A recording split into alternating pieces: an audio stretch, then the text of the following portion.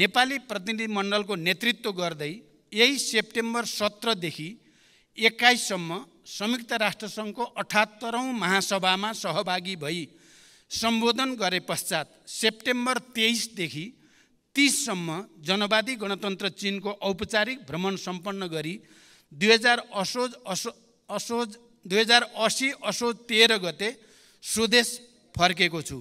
संयुक्त राष्ट्रसङ्घको महासभामा सहभागी हुन र चीनका प्रधानमन्त्री ली छियाङको निमन्त्रणामा चीन भ्रमणमा जानु अघि पनि मैले यस विषयलाई जानकारी गराएकै थिएँ। मित्र राष्ट्र चीनको औपचारिक भ्रमण चीनका महामहिम राष्ट्रपति सी जिनपिङले गर्नुभएको 2019 को भ्रमणपछि नेपालबाट गरिएको यो पहिलो उच्चस्तरीय भ्रमण हो। कोभिड-19 महामारीका कारण लामो समयदेखि उच्च स्तरमा कुनै भ्रमण नभएको सन्दर्भमा मेरो भ्रमणले नेपाल र चीन बीच आपसी विश्वासको वातावरणलाई सुदृढ गर्दै दुवै देशबीच रहिआएको ऐतिहासिक सम्बन्धको समग्र पक्षलाई थप प्रगाढ बनाउन महत्त्वपूर्ण भूमिका खेलेको विश्वास लिएको छु। यस भ्रमणका दौरानमा चीनका महामहिम राष्ट्रपति तथा प्रधानमन्त्रीसँग सारभूत पक्षमा भएको छलफलबाट नेपाल चीन सम्बन्धलाई थप उचाइ दिन मद्दत पुगेको छ। विगतमा भएका समझदारीहरूको कार्यान्वयन गर्दै लैजाने प्रतिबद्धता व्यक्त भएको छ। चीनका महामहिम राष्ट्रपति र प्रधानमन्त्रीसँग प्रतिनिधिमण्डल स्तरीय वार्ता र छलफल हुँदा चीनसँगको व्यापार, लगानी, अन्तर्देशीय यातायात सञ्जाल र आर्थिक सामाजिक साझेदारी वृद्धि गर्दै लैजाने दिशातर्फ हाम्रो सम्बन्ध केन्द्रित रहनुपर्ने मैले राखेको धारणाप्रति महामहिम राष्ट्रपति र प्रधानमन्त्रीले चीनको पूर्ण समर्थन रहेको बताउनु भयो। उच्चस्तरीय भेटहरूमा नेपालको उत्तरी सीमा क्षेत्रमा चीन तर्फबाट प्रसारण लाइन निर्माण, नेपाल र चीनको सिमानामा रहेको भूभागमा केन्द्रीय विद्युत प्रसारण प्रणालीबाट विद्युतको पहुँच पुर्याउन नसकिने स्थानहरूमा सौर्य प्रणाली जडान, विभिन्न सडक निर्माण तथा स्तर उन्नति, स्वास्थ्य तथा कृषि क्षेत्रमा सहयोग विस्तार, कोभिडपछि अवरुद्ध भएका साथै परम्परागत सीमा नाकाहरूको पुनः सञ्चालन, सीमा नाकामा नेपालतर्फ पूर्वाधार निर्माण, अत्याधुनिक प्रयोगशाला निर्माण जस्ता पूर्वाधार विकासका बारेमा केन्द्रित भएको थियो। यसैगरी नेपाल चीन बीचको जनस्तरको सम्बन्धलाई प्रगाढ बनाउन पोखरा अन्तर्राष्ट्रिय विमानस्थलहरूमा चीनबाट सोझै हवाई उडान गरिनुका साथै विज्ञान र प्रविधिको क्षेत्रमा सहकार्य गर्ने, द्विपक्षीय व्यापार विस्तार गर्ने विषयमा समेत विस्तारपूर्वक छलफल भयो। नेपाल सदैव एक चीन नीतिमा प्रतिबद्ध रहँदै आएको र नेपाल चीन बीचको सम्बन्ध पञ्चशीलको सिद्धान्त, असल मित्रता, आपसी साझेदारी र सम्मान तथा अन्तर्राष्ट्रिय मूल्य मान्यता र कानुनमा आधारित रहेको पृष्ठभूमिमा भविष्यमा यो सम्बन्धलाई थप उचाइमा लैजाने दिशातर्फ दुवै पक्षले गर्नुपर्ने कार्यका बारेमा गम्भीर विचार विमर्श भयो। चीन भ्रमणको समयमा चीनको हाङजाउमा विभिन्न देशका राष्ट्र प्रमुख र सरकार प्रमुख एवं उच्चस्तरीय प्रतिनिधि समेतको उपस्थितिमा चीनका महामहिम राष्ट्रपतिले गर्नुभएको उद्घाटन समारोहमा सहभागी भई नेपाली खेलाडीहरूको हौसला बढाउने अवसर पनि प्राप्त भयो। हाङजाओ र बेइजिङमा भएका बैठक र छलफलका अलावा चीनको छोङछिङ, चीनको स्वशासित क्षेत्र तिब्बत र छेन्दुको समेत भ्रमण गरी द्विपक्षीय सम्बन्धका बारेमा छलफल गरिएको थियो। प्रत्येक बैठकमा त्यहाँका राजनीतिक नेतृत्वबाट नेपाल चीन सम्बन्धलाई थप उचाइमा पुर्याउने एवं मेरो भ्रमणको अवसरमा नेपाल र चीनबाट संयुक्त रूपमा जारी वक्तव्यको पूर्ण कार्यान्वयन गर्ने प्रतिबद्धता व्यक्त भएको थियो।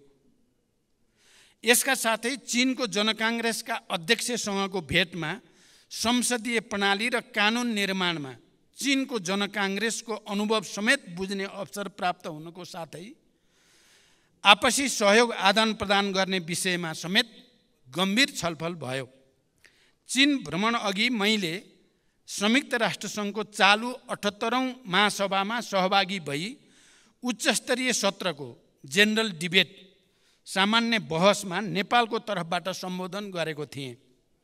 यस सम्बोधनमा मैले प्रमुख रूपमा नेपालको शान्ति प्रक्रिया र त्यसलाई ठोस निष्कर्षमा पुर्याउन अन्तर्राष्ट्रिय समुदायको सहयोग, जलवायु परिवर्तन तथा यसले गर्दा नेपाल लगायत अल्पविकसित देशहरूमा परेको नकारात्मक प्रभाव र त्यसका निराकरणका उपायहरू, हिमाली राष्ट्रहरूका समस्या, दिगो विकासका लक्ष्यहरूको प्राप्तिमा अल्पविकसित राष्ट्रहरूका समस्या प्रस्तुत गर्दै ती समस्या समाधानमा साधन स्रोतको व्यवस्थापनका लागि विश्व समुदायको गम्भीर ध्यानाकर्षण गराएको छु। यसैगरी अति कम विकसित तथा भूपरिवेष्टित राष्ट्रका समस्याहरूप्रति विश्वको ध्यानाकर्षण गराउँदै ती राष्ट्रहरूको विकासका लागि अन्तर्राष्ट्रिय सहयोग, प्रविधि हस्तान्तरण र लगानीका माध्यमबाट गरिबी तथा असमानता हटाउँदै जानुपर्ने विषयमा मैले विशेष जोड दिएर राखेको छु। साथै समकालीन विश्वका प्रमुख मुद्दाहरू मानवाधिकार, निशस्त्रीकरण, आतंकवाद बारे नेपालको दृष्टिकोण पनि प्रष्ट शब्दमा प्रस्तुत गरेको छु। महासभाको मूल सत्रका अलावा दिगो विकास सम्बन्धी शिखर सम्मेलन एसडिजी समिट, जलवायु सम्बन्धी शिखर सम्मेलन क्लाइमेट एम्बिसन समिट, महामारी रोकथाम तयारी र प्रतिकार्य सम्बन्धी उच्चस्तरीय बैठक high level meeting on pandemic prevention, preparedness and response, विकासका लागि वित्त सम्बन्धी उच्चस्तरीय संवाद high level dialogue on financing for development, स्वास्थ्य सम्बन्धी high level meeting on universal health coverage तथा united nation friends of vision high level briefly समेत सम्बोधन गरेको थिएँ।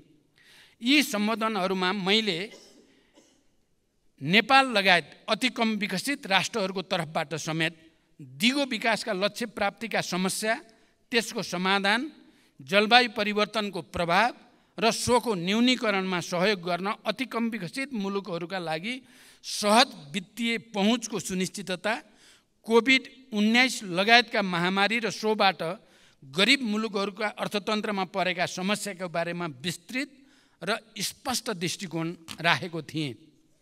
यसपटकको मेरो राष्ट्रसङ्घको सबै सभाहरूमा सम्बोधन गर्दा खाली नेपालको प्रधानमन्त्रीको हैसियतले मैले विषयलाई स्पष्ट राख्ने अवसर प्राप्त गरेको मात्रै होइन। यो पटक हाम्रो लागि विशिष्टता के रह्यो भने हामी एलडिसीको चेयर हौँ। यो पटक 47वटा कम विकसित देशहरूको अध्यक्षको हैसियतले प्रत्येक सभामा सम्बोधन गर्ने विशेष अवसर पनि नेपाललाई प्राप्त भयो र त्यो अवसरको हामीले अधिकतम सदुपयोग गरेको जानकारी पनि म गराउन चाहन्छु। संयुक्त राष्ट्रसङ्घको महासभाकै दौरानमा अमेरिकी राष्ट्रपति एवं संयुक्त राष्ट्रसङ्घका महासचिव लगायत विभिन्न देशका राष्ट्र प्रमुख र सरकार प्रमुखसँग पनि द्विपक्षीय गम्भीर छलफल भएको थियो। मैले र प्रतिनिधि मण्डलका सदस्य माननीय परराष्ट्र मन्त्रीले संयुक्त राष्ट्रसङ्घका सम्बन्धित अधिकारीहरूसँग गरेको छलफलमा शान्तिकर्मीहरूको सुरक्षा, बन्दोबस्तीका लागि भएको खर्चको समयमै शोध भर्ना तथा निकासा लगायत नेपालले गरेको अटुट र उच्च तहको योगदानको कदर स्वरूप जिम्मेवार तथा उच्च पदहरूमा नेपालको समुचित प्रतिनिधित्व हुनुपर्ने विषयलाई विशेष प्राथमिकताका साथ जोड दिएर उठाइएको छ। समग्रमा दुवै भ्रमणहरू सफल भएको मैले र हाम्रो प्रतिनिधि मण्डलले ठानेको छ। चीनको भ्रमणले झन्डै 4 वर्ष लामो नेतृत्व तहबाट एक अर्का मुलुकमा भ्रमण नभएको स्थितिको अन्त्य भएको छ। उच्च स्तरमा भएको द्विपक्षीय वार्ताबाट छिमेकीहरूका संवेदनशील विषयहरूमा नेपालले पालन गर्दै आएको नीतिको पुनर्पुष्टि भएको छ। राजनीतिक तहमा विश्वासको वातावरण बनेको छ। पूर्वाधार निर्माण, व्यापार, लगानी तथा जनस्तरको सम्बन्ध विस्तारमा द्विपक्षीय सहयोग र सहकार्यलाई तीव्रता दिने मार्ग प्रशस्त भएको छ र अझ महत्त्वपूर्ण त नेपाल र नेपाली जनताप्रति चिनिया नेताहरूको सद्भावना विशेष रूपले अभिवृद्धि भएको हामीले महसुस गरेका छौँ। त्यसै गरी संयुक्त राष्ट्रसङ्घको महासभामा प्रधानमन्त्री स्तरमा भएको सहभागिताबाट नेपालको शान्ति प्रक्रियालाई निष्कर्षमा पुर्याउन संयुक्त राष्ट्रसङ्घ र अन्तर्राष्ट्रिय समुदायको सद्भाव हासिल गर्ने, नेपालमा द्वन्द्वबाट शान्तितर्फ रूपान्तरणको सफल उदाहरणलाई अन्तर्राष्ट्रिय समुदायले उचित मान्यता दिनुपर्ने, दिगो विकासका लक्ष्यहरूको कार्यान्वयन तथा जलवायु परिवर्तनका प्रभावहरूबारे नेपाल लगायत अति कम विकसित मुलुकहरूका चुनौती र तिनको सम्बोधनका लागि विश्व समुदायको ध्यानाकर्षण गर्ने विषयमा नेपाल यसपटक देखिने गरी प्रस्तुत हुन सफल भएको छ। सभामुख महोदय, साँच्चै नै एलडिसीको चेयरको हैसियतले पनि, क्लाइमेट चेन्जको सबभन्दा बढी असर परेको क्षेत्रको हैसियतले पनि शान्ति प्रक्रियालाई अन्तिम निष्कर्षमा पुर्याउने र विश्वलाई नै शान्तिको एउटा नयाँ सन्देश दिने सन्दर्भमा पनि यो पटक संयुक्त राष्ट्रसङ्घको महासभामा देखिने गरी नेपाल, सुनिने गरी नेपाल स्थापित भएको महसुस हामीले गरेका छौँ। यो सधैँ प्राप्त हुने अवसर थिएन, यो विशेष स्थितिमा प्राप्त हुने अवसर थियो। यो अवसरलाई हामीले, मेरो नेतृत्वको प्रतिनिधिमण्डलले हामीले धेरै बैठकमा सहभागिता म र परराष्ट्र मन्त्रीजीले गर्ने अवसर प्राप्त भयो। हामीले अधिकतम सदुपयोग गरेका छौँ र यी दुवै भ्रमणबाट विश्वासको एउटा नयाँ वातावरण, नेपाल देखिने र चिनिने गरी स्थापित भएको महसुस मैले गरेको छु।